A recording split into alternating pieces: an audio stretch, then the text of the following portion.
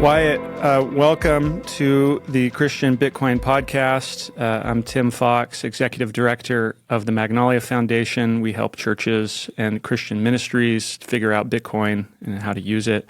I'm glad today to have Wyatt O'Rourke with us. Wyatt, would you introduce yourself and explain what you do and what it has to do with Bitcoin and the church? Absolutely. No, I'm stoked to be here. Thanks for having me, Tim.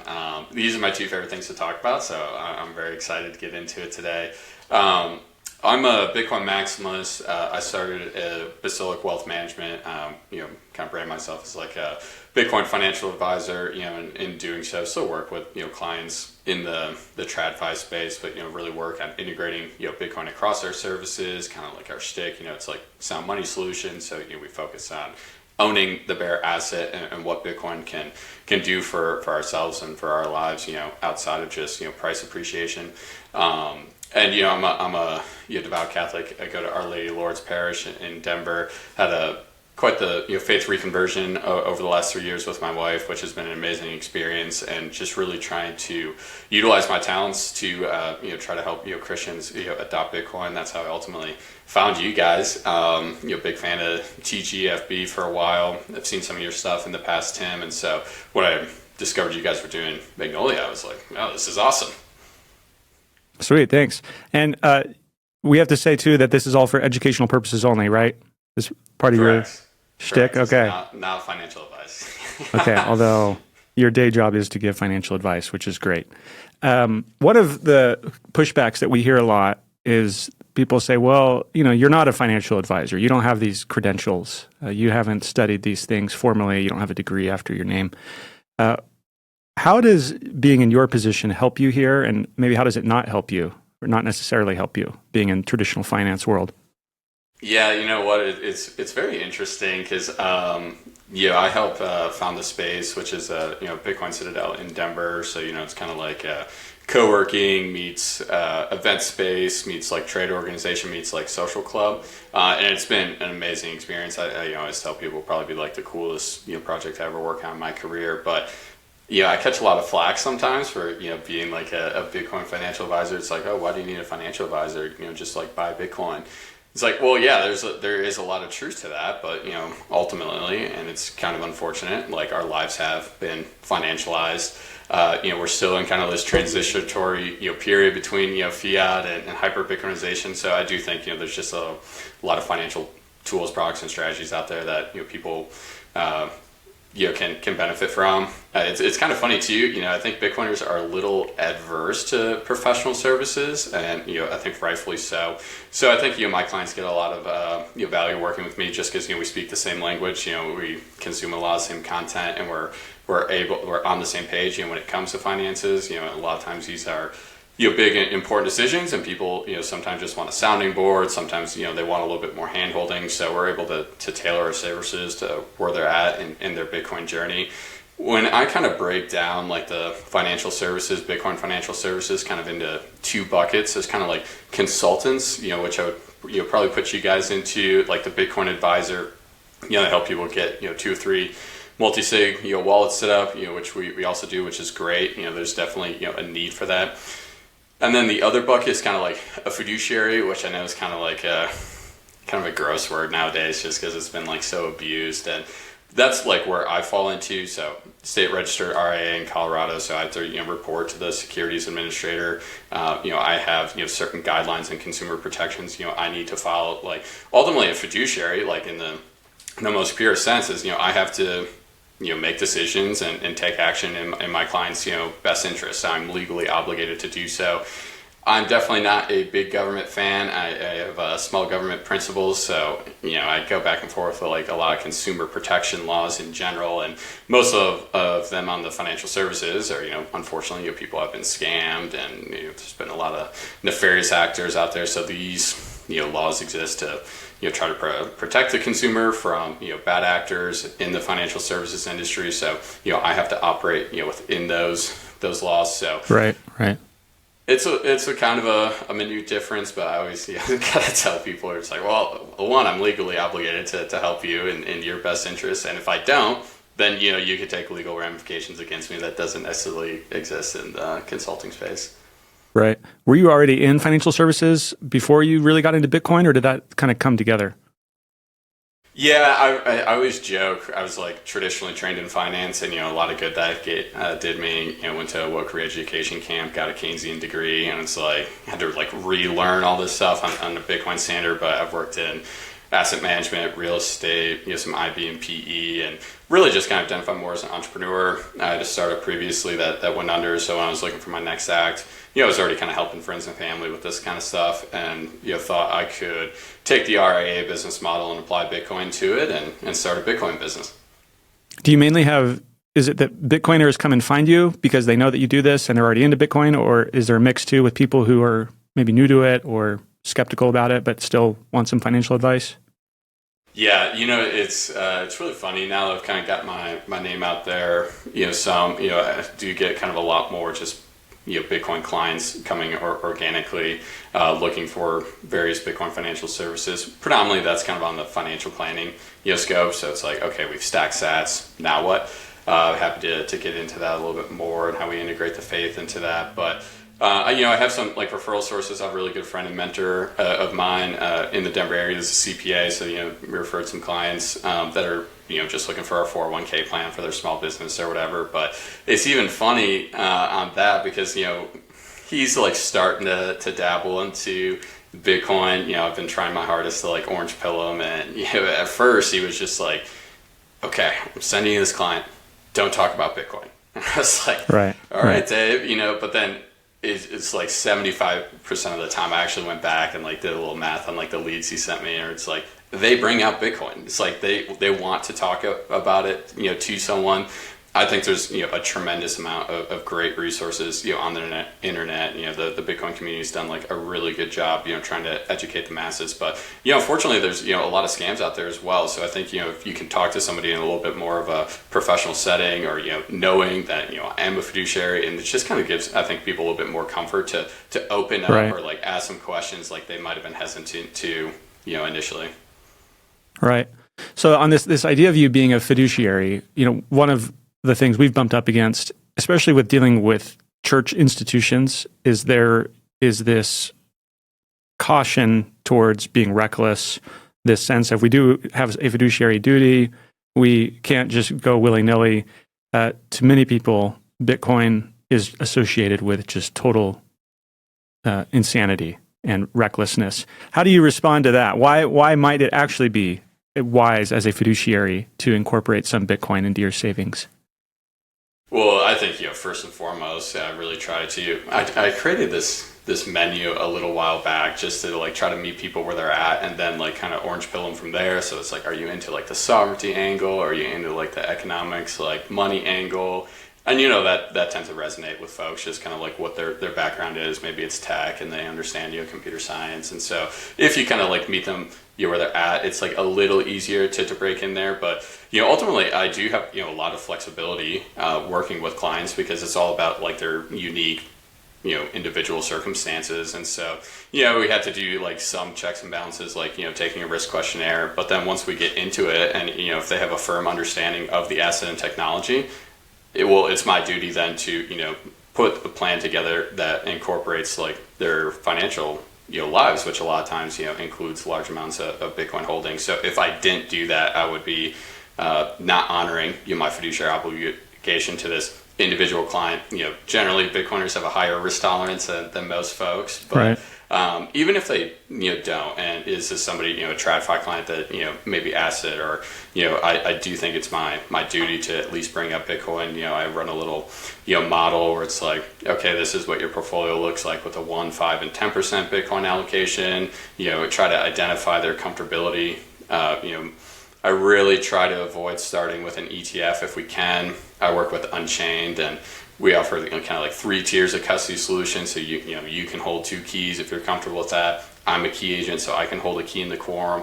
Or if they're not comfortable with that either, we can institute like multi-institutional, multi-sig. So there are a lot of tools and resources out there to get people holding bare asset Bitcoin, even if they're not necessarily a full-on maxi, have done the 1,000 hours, 10,000 hours, into it. Like there right. are ways. We'll get more into kind of the Christian side of what you do in a bit, but to crack that door a little bit, we work mainly with churches and Christian nonprofits and ministries. And one of the objections they have is, well, we're a ministry, we're a church. We're not here to invest money. We're not here to make money. And sometimes large churches and large ministries and nonprofits, they will have some kind of investment fund just to help them, increase wealth and preserve wealth. But there's this kind of like, well, why are you coming to me with this investment? And when you come and talk about Bitcoin, it sounds to many people like you're coming with some really specific stock pick. Like if you went to a church and you said, hey, the church should buy some Tesla stock. And that just kind of seems kind of strange to them and puts a bad taste in their mouth. Like, why? Why are you being so specific? Why are we talking so much about investment? How is Bitcoin different than coming with an ultra-specific investment stock pick or something like that? You know what I'm saying? How would you distinguish those? No, it's not 100%. I'm very sympathetic to that point of view, and it's a great question, and valid pushback as well. So I really kind of like try to reframe it. It's like, yes, Bitcoin is an asset, but it's also a network, and it is money. So I really kind of try to flip that question. It's like, well, how are we properly stewarding our resources? So it's not a stock. We're not focusing on like this cryptocurrency over that cryptocurrency. We're talking ultimately about money here. And I'm excited to get into why fiat is evil, but ultimately if we're participating in a financial system that I believe worships man, it's like we're actually doing ourselves quite a bit of disservice. Inflation, we're getting stolen from like silently. I mean, I know, you guys have a bunch of really good resources like with specific biblical references about theft being wrong, and this is like a core part of Christianity. And so when you kind of phrase it around like resources and are we being a good steward of our resources, I've tend that cracks the door a little bit open. Right. And it's like, oh, okay, now we can have a conversation about resources as opposed to just like making money. Right. Yeah. No, we were talking to some other people in our denomination last week about how you can talk all day long about how the church is heavenly. Church has a heavenly mission. The church is ultimately an eternal reality that, in some sense, transcends this world, or at least this world in its current form. And that's all true, but that doesn't mean the church doesn't run on earthly resources, or at least outside of miracles. And that we all kind of know that intuitively. Churches spend a lot of their energy and arguments and stress on issues around buildings and money and food and all these things that people need. And I think sometimes we can be too clever by half when we try to do like a sidestep. Say, oh, we don't need to talk about money. We don't need to talk about investments. That's not very spiritual. You know what I mean? Do you come across this ever? How do you help people think through those things from a Christian point of view? Totally. No, and I mean it's very valid, and I think like what's really actually kind of helped me. So I've partaken in a couple courses like FDI, so it's like faith-driven investing. So I'm part of the Catholic Financial Planners Network. I'm one of the ladies in there. Did a kind of a side class that was like 6 weeks with a handful of other Christian financial advisors like she knew in her network. And so we took this class together, and they just did like a really good job framing where it's like we're pilgrims on this earth. Ultimately our kingdom is in heaven. That's what we're striving to achieve by living good earthly lives. But in doing so, we've been entrusted with assets, talents, and resources from God. And it's like if we kind of frame it as like, well, these aren't ours. We've just been entrusted with them while we're on earth. It's like, how do we do like the most good with these resources, talents, like whatever it may be? Okay, now when you frame it like that, it's like, well, it's almost like, how do you get like the most bang for your buck? And are you like using a unit of account that isn't like getting constantly debased? And then we kind of get into like an economics, financial conversation from there. You kind of get in the weeds of the financial system, but it generally at least piques some interest. Where it's like, okay, like what do you mean about that? It's like we get an inflation and debasement, and then how Bitcoin is finite and scarce, and deflationary, a savings technology, and really like a tool. Money ultimately is a tool, and are we using like the best tool available? Right. Well, tell us some about the name of your business is Basilic. Tell us where that name came from. Yeah, I like to kind of get romantic with this stuff, and it's a Bitcoin analogy, and it was actually when the Ottoman Empire overtook, Constantinople. It was like the largest cannon battle in history up to that time, mid early 1400s, and Constantinople was famed for these massive walls that have never been penetrated. And it was actually like this new technology, being the cannon. The Basilic was like the largest cannon that took down like the old guard. And so I just think there's kind of like a beautiful Bitcoin analogy there, with like the new money taking down like the old guard. All right, that is helpful. Interesting. I like that. Is tell us a little more about what you think all this has to do with being a Christian. I mean, we've kind of talked around it a little bit, but why should Christians care about this? Totally. So, well, a good friend and mentor of mine, Andy Flattery, he started the Bitcoin Financial Advisors Network and the Catholic Financial Planners Network, and I've just learned a ton from him. He's been in the industry for a bit now, and he really kind of turned me onto this idea of the noblesse oblige, which means nobility obligates in French, and in Catholicism, specifically, we have a rich history of noble aristocratic families like being good stewards of their wealth. And as I was having like my faith reconversion, it's like, okay, a young man trying to make sense of these complex systems. And so when I came back into the faith, it gave me such a clear view, or a clear moral worldview to evaluate like these systems through.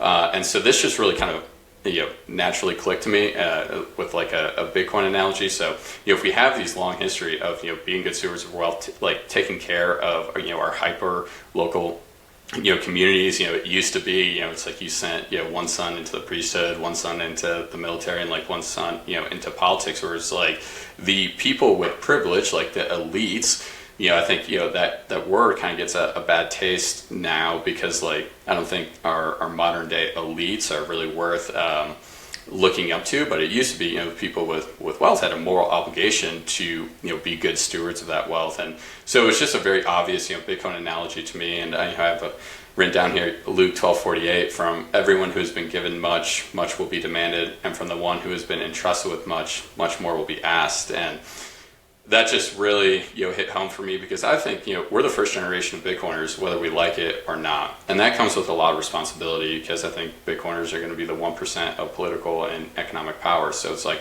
when we get to that point, do we have the moral worldview to step into that role?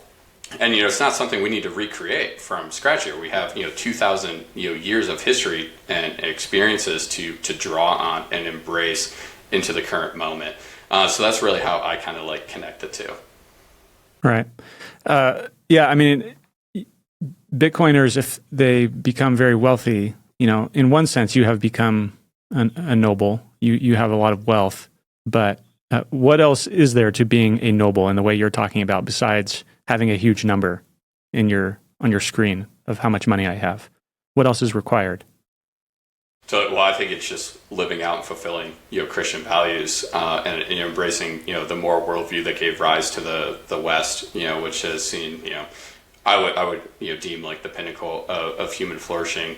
So, it's like we have, these freedoms, and I think Christianity kind of gave rise to liberalism, and it's like the most traditional, definition of it. So it's like, okay, if we're operating, in a secular society, it's like, are we using Bitcoin for good to fulfill the mission of the Christian faith? And again, kind of rephrasing it as a resource. So it's like, okay, we've been entrusted with this resource, a scarce, finite resource. Like, how are we not going to squander it? It's like, well, okay, so if I'm assessed with, or given like, okay, I have these financial decisions to make, my financial resources are Bitcoin, I need to view these financial decisions through a Christian moral worldview. And God and discerning or praying on these decisions will help guide you to stewarding that asset in the best way possible. Unchained's done some great works with donor advised funds. They've helped onboard a lot of churches. I know you guys and the TGFB crew have. To me, that just seems like so true to the ethos of Bitcoin, because it's like you are really kind of like outside of yourselves. Bitcoin is a grassroots movement. It wasn't like pre-mine or anything where it's like kind of arrogant, but I do love this saying where it's like, you get Bitcoin at like the price you deserve. So it's like, the early risk takers that were willing to, invest in this technology and see like the real community and culture that Bitcoin has. Plugging Christianity into that just like fits so cleanly. Curious if you agree with that. Yeah, I've been thinking a lot lately about this meme in the Bitcoin world of staying humble and stacking sats. And there's kind of, I think, again, I don't see people's hearts, but I think there's at least a lot of outward talk about humility and about, we're all just plebs and we're all just regular old guys, just, stacking little by little. But I sometimes wonder and I fear whether that might be masking quite a bit of pride under the surface, which, in many ways is a far more dangerous sin than, consumerism or greed, this kind of deep pridefulness towards other people. And, that I figured it out first and you're all idiots and you didn't get it and you didn't listen to me and I told you so. I just came across a quote by St. Augustine a couple of weeks ago where he was talking about how the worst form of pride comes in the form of a thin form of humility. And you see this in Scripture, that the Pharisees outwardly were very humble and talked a very humble game. Like Luke 18, you have the Pharisee praying at the temple with the tax collector. And the Pharisee is thanking God for all these wonderful things that God has done in his life. He's thanking God that he, has avoided certain sins. And so at one level, he's saying the right things. You should thank God. It is only by God's grace that we can have anything good or avoid anything bad. But Jesus' point is that this is someone who is very far from God because he's underneath the surface deeply prideful and crediting himself, even though he's talking about it being God's. And so, I fear and I wonder sometimes, how do we help Bitcoiners to cultivate real humility, not just kind of surface level humility that is masking a kind of pride? I know that you, in your financial practice, you talk a bit about kind of intentional living. It's not just about getting wealthy. It's not just about making money. It's about a certain quality of life. How do you encourage people as they grow in wealth to stay grounded, so to speak, morally and spiritually, without taking on? There's a lot of examples in Scripture of people who become very powerful and very wealthy, and it's very bad for them spiritually. Not always. Sometimes the Bible talks about people who have been wealthy and they do well with it and they honor God with it, but there are many examples of people who don't do that. How do you help as a financial advisor with this it's bigger than making money perspective? No, absolutely. It's a phenomenal point, and on the pride, Tim, and unfortunately, I am proud to identify as a maximalist, just because I think that's a pretty easy way, at least online, to cut through a lot of the noise of like crypto, whatever. It's like I'm very upfront and forward with people. It's like I'm Bitcoin only. If you have some Ethereum, okay, we could talk about maybe repositioning that into some Bitcoin, but I'm not going to help you with Ethereum or whatever, just because I think it's actually very immoral. Most of, or 99.9% of cryptocurrencies, like I don't want people partaking in, but I do see, unfortunately, a lot of, at least online, Bitcoiners idolizing Bitcoin, which is obviously a sin. It's just money. It is not to be idolized. And we have a ton of historical reference to not do so, but they almost get kind of so caught up in what they, at least if I'm being as gracious if I can, they get like so caught up into what Bitcoin can do and like how it can benefit humanity that they end up it's like pseudo worshiping it, which is clearly wrong. It's just money. It's like we don't necessarily need to overthink it. So when I'm working, with like a Bitcoiner in my financial planning services, it's like we try really hard to set the tone from the beginning. It's like, okay, we have resources. I've adopted this financial planning technique called like human first financial planning. So the first thing we do is identify the goals and like what's truly important to you. Where do you want to go? I help you get there. But specifically with my Bitcoin clients, I use like a 25% year over year forecast, and forecasting is much more of an art than a science. Obviously, it's going to be up more some years, it's going to be down more than some years. But for sake of getting an idea of where we're heading, that number tends to be like larger than they ever imagined at the end of their plan. So it's like, okay, well, once we see it, now what are we going to do with these resources? Like, do you belong to a church? Is there a charity that's close to your heart? Okay, no, you haven't. okay, well, could you start like identifying some of these things? Could you like lean into that part of your heart? I have like a little goal planning video that, if your husband and wife sit down and help them identify these things together, it's very important. The family unit is the core of these decision making. I try to be really intentional with people. It's like, I'm not here to tell you how to spend your money. I'm here to be a trusted advisor, help you see around corners.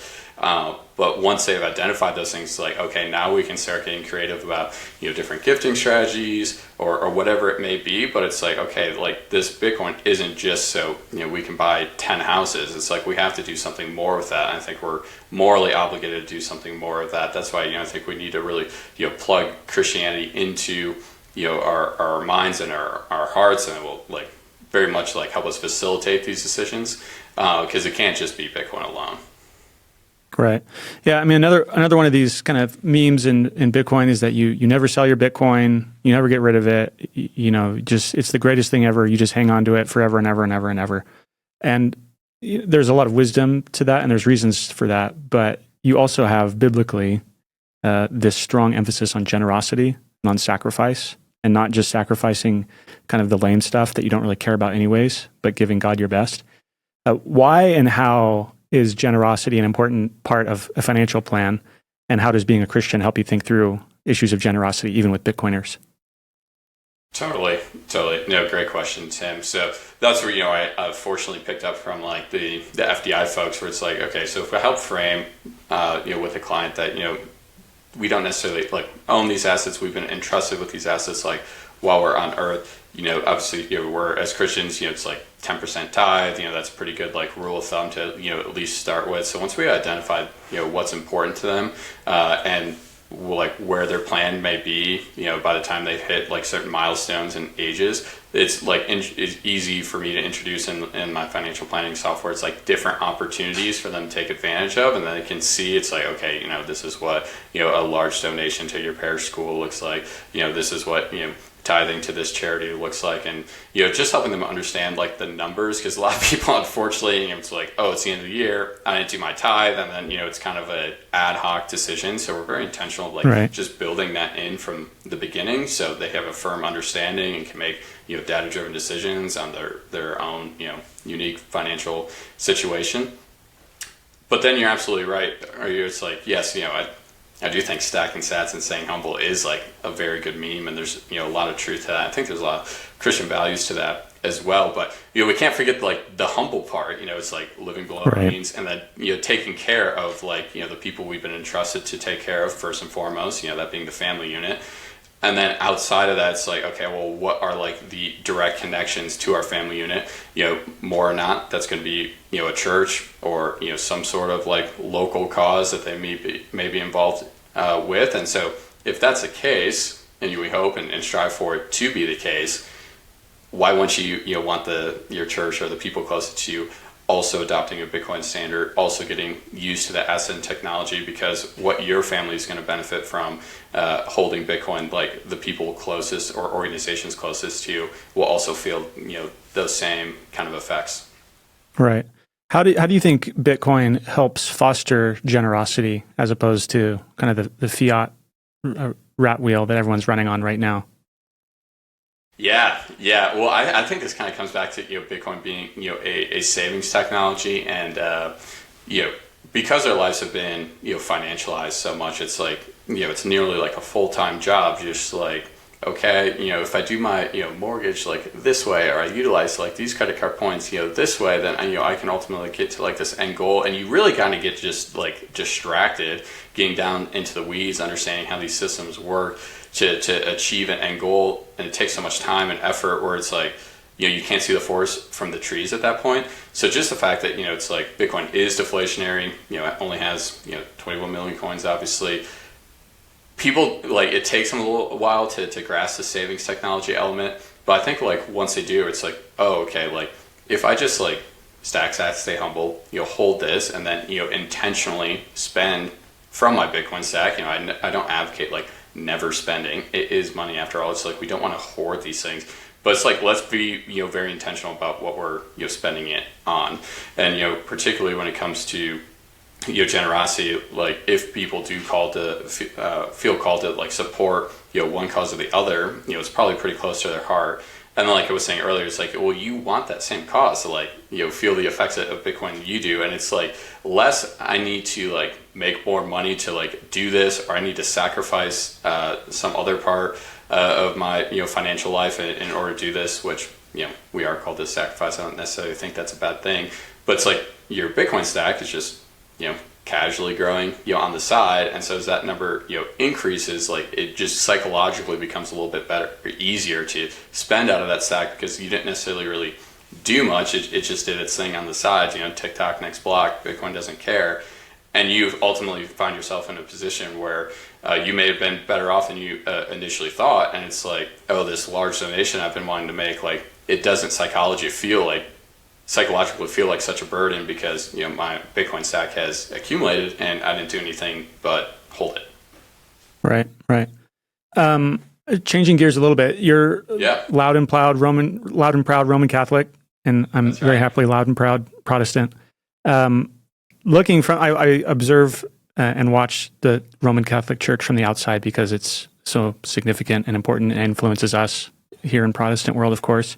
Pope Francis was famous or infamous for his emphasis on serving the poor. How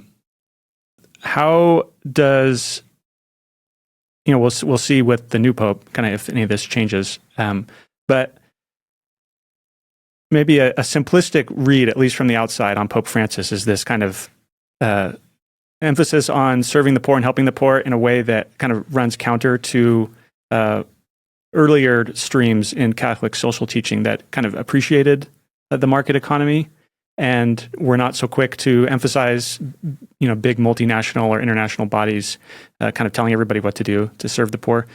How does being a Roman Catholic, how does that help you think through issues of what it means to truly help the poor? And how does Bitcoin help the poor and serve the poor in a way that really does honor them? You know what I'm saying?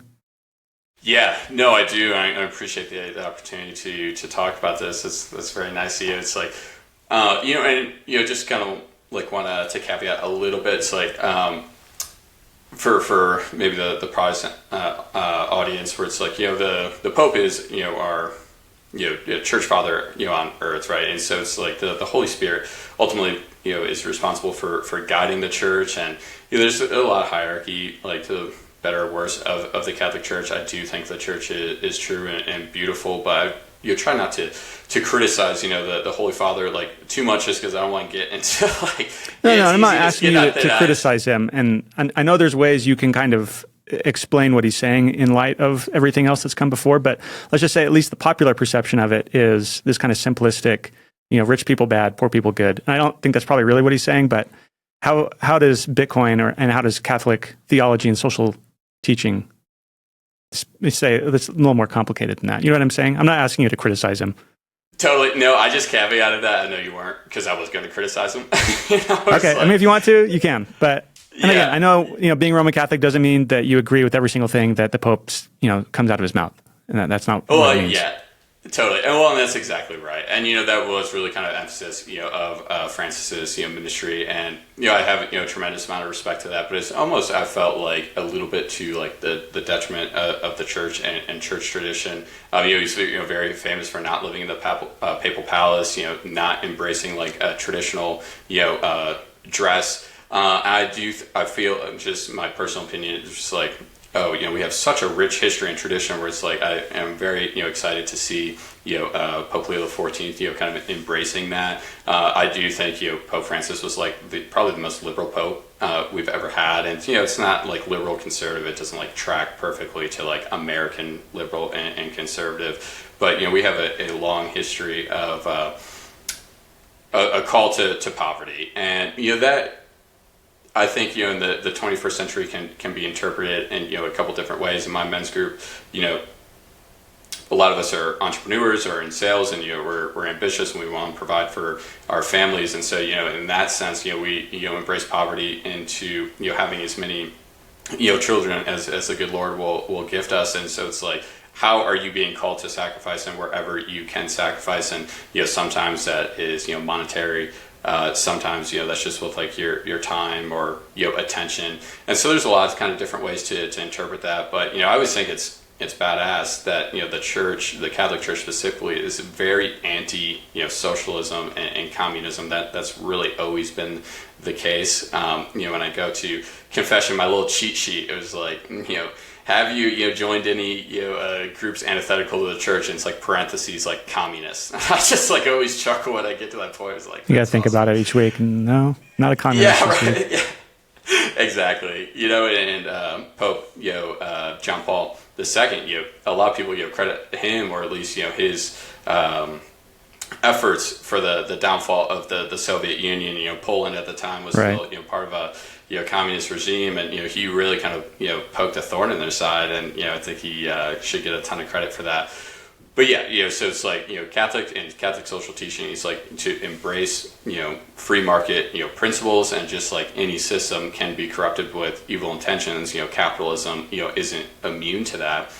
And when I think of, Bitcoin in this context, it is the most free market in the world, right? It's a decentralized, open source, internet native protocol that no one man, company, or country can control. And so when I think of what is really wrong with our existing financial system, so it's like we got fiat money, it's centrally controlled, it is 100% controlled by man. And I think like these central planners get a pretty big head about themselves, where it's like, I think we're literally worshiping, man with our existing financial system, and that's evil. Even the central banks have a central bank. It's like, it's crazy. Like they cannot like get over like their central planning, affinities. And so I always think of money as like the base market, because it goes into everything, right? It's like money itself isn't a production good. It's just like an economic measuring stick. And so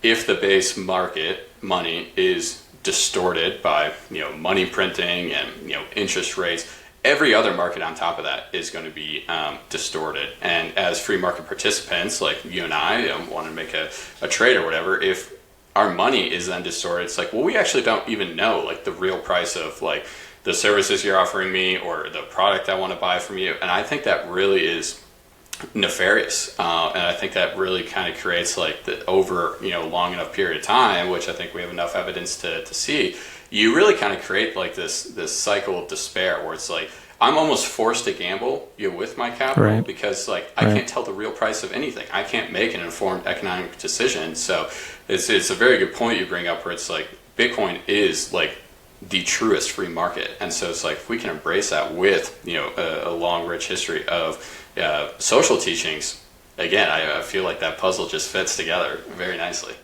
Right. Yeah, and I think sometimes, libertarians can say all kinds of goofy things, and they think all kinds of goofy things sometimes, but they can be very unfairly criticized for thinking and saying that all that matters is that people get to trade freely.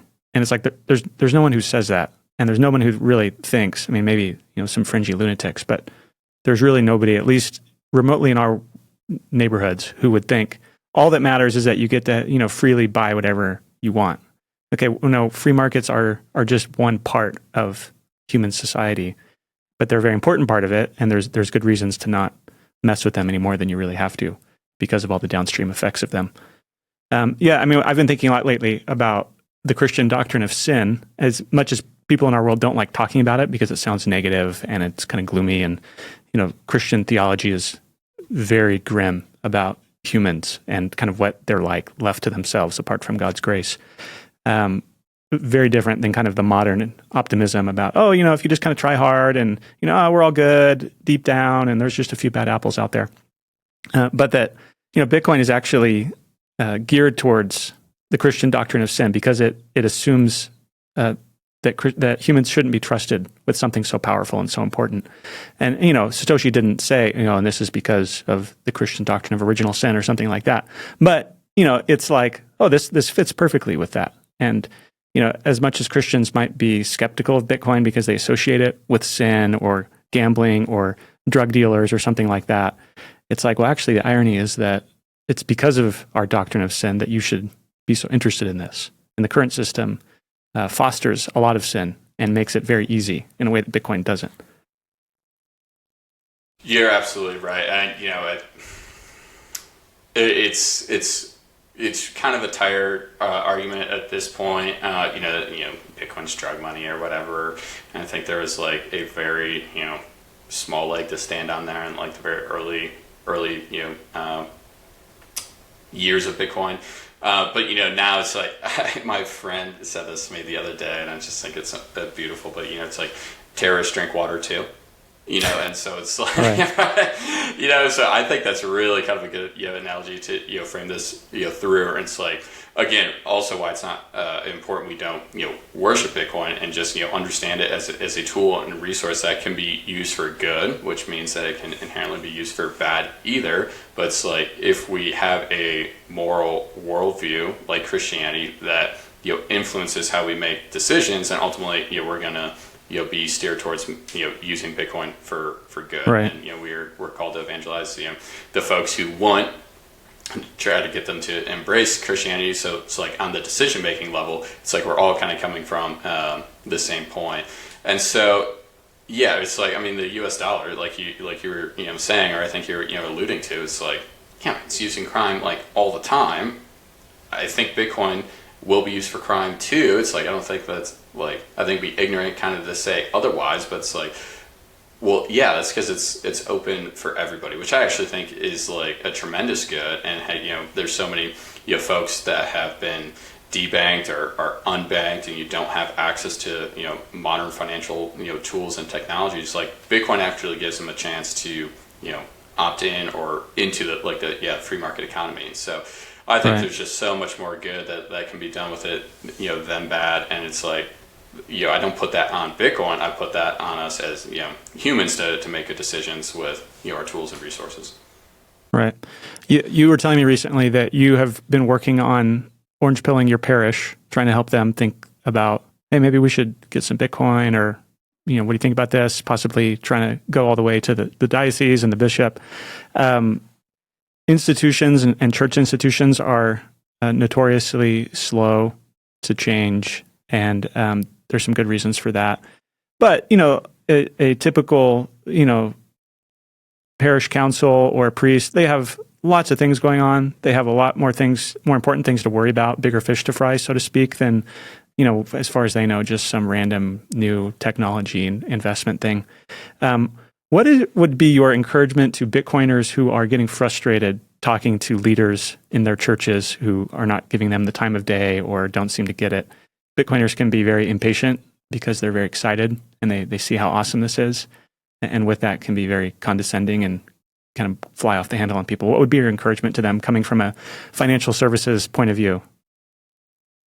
My first piece of advice would just be to call me and we can vent about it. Because I've certainly run into my fair share of roadblocks here too. And you did a great job framing it too. I'm certainly sympathetic to everything the religious life, the demands of the religious life, and it's like we're just trying to be a small part in that. I think like everything it has to start with the lay people. I think a parish in large part obviously is going to, like, the strength of that parish is going to draw from the devotion and strength of the lay people and the congregation living out the faith. So I really just try to start on like an individual layer. Bitcoin is inherently peer-to-peer, so it's kind of like another romantic analogy there. It's like, why you should just start with the individual, and then like I said, I do love the church, and I think like the hierarchy sometimes is frustrating for me. I kind of understand like why it's in place. We are talking about a rather large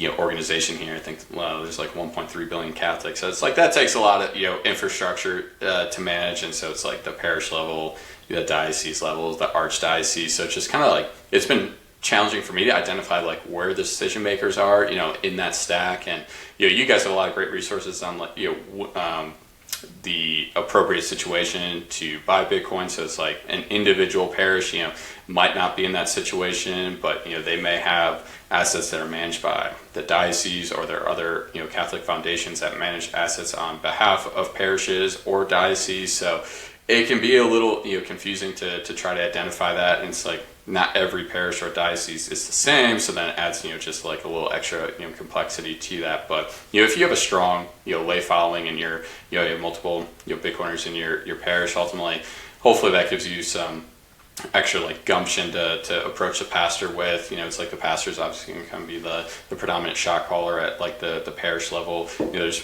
generally some sort of like finance counsel, or at least finance guy that helps manage the parish finances, and then from there then you can kind of like start ask for a meeting. They are obligated to meet with the congregation, so it's like you can generally like get their ears, just like, are you giving them the right information? And I think this really kind of falls on the individual trying to orange pill like their pastor or their parish, where it's like we've been discussing. It's like, I definitely recommend being tactful, being patient. I remember when I came to Bitcoin, it's like drinking water from a fire hose, and I didn't have that many responsibilities at the time, let alone right. what they're doing.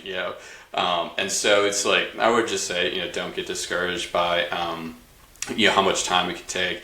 One of the angles I'm trying to take now, it's like, okay, talk to my pastor, I've managed to orange pill, some of the religious, which is great. The more people on your team, like the better. But there's also just so many like ministries outside of like the direct, oversight of the, specific parish or whatever that, you could have a lot of leverage with, hoping to work with a men's ministry, in Colorado Springs, and they're doing, fantastic things with like, Catholic small groups, specifically for men, and now they're interested, in getting a little Bitcoin treasury together, and it's like, okay, well, let's say like we are able to orange pill that ministry. Well, they have small groups, and I'm making this up, but let's say right.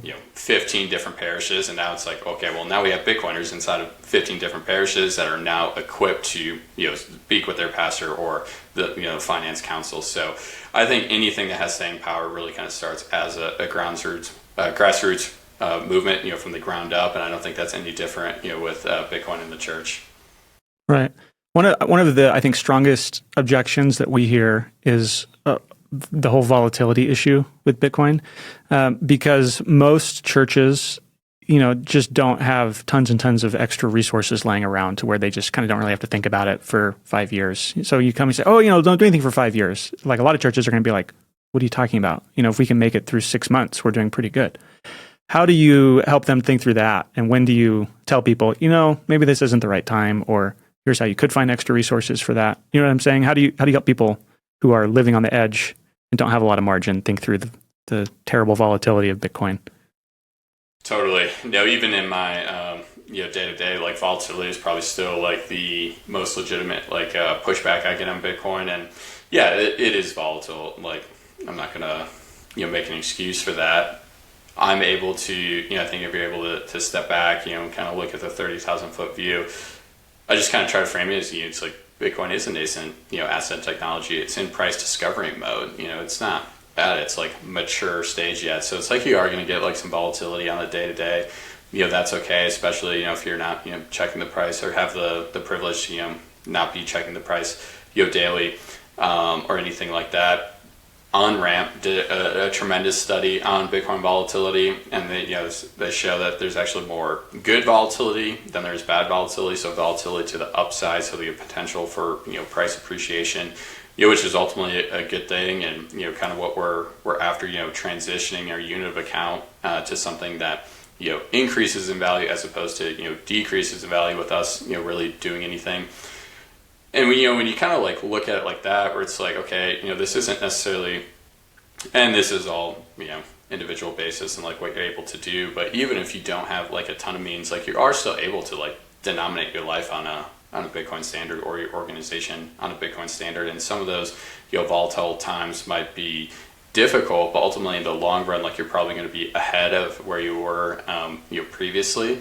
And that kind of gets back to Bitcoin being a savings technology. So we do advocate that it's spent wisely, and if meeting or paying rent, that's a pretty wise thing to spend your Bitcoin on. And right. In the meantime, like you still would more than likely have additional purchasing power than if you just denominated your operation in fiat terms. But so yeah, getting off zero, and it doesn't need to be like a huge lump sum buy. It's just like you can start dollar cost averaging, into Bitcoin, and before you know it, you might have more of a stack than you anticipated. Right. Right. Which is a good problem to have, so to speak, spiritually. What do I do with extra resources? How do I spend this to honor the Lord? It's like, okay, yeah, that comes with dangers, but that's a good problem. Okay, Wyatt, anything else? Any parting thoughts? Where people can find you? Any last encouragements? Yes. One thing I'm curious how you guys have framed this, and so one thing I've been trying to emphasize when trying to get a parish or whatever to start accepting Bitcoin ideally, or to start stacking Bitcoin themselves, I really try to phrase it in the terms of the fiat current fiat system just being evil. I think it's run by tyrants and the central planners, but also try to emphasize, and this isn't like the most comfortable thing to talk about, but it's true, and I want to hear your opinion on it, where it's like the church is not immune from prosecution. We actually have a very long history of prosecution. So it's like, are we really going to gamble with our resources and putting them in the trust of people that are trying to persecute us? It's like recently came out, it's like the FBI was investigating traditional Catholic parishes. It's like we are on like the verge of like that parish or those individuals getting debanked. I'm sure they're not a big fan of, even though I am, of Pastor Doug Wilson. He's a little bit of a firebrand. I love when I catch him on a podcast because he just gets me all sorts of fired up. But it's like, I think we're almost doing a disservice of not acknowledging where it's like opting out of a system can really put us in full control of our future. I want the church to thrive for another 2,000 years. And that's not always necessarily going to be playing like quote unquote nice or with the people that are trying to persecute you. So have you guys like had those conversations? Do they come up?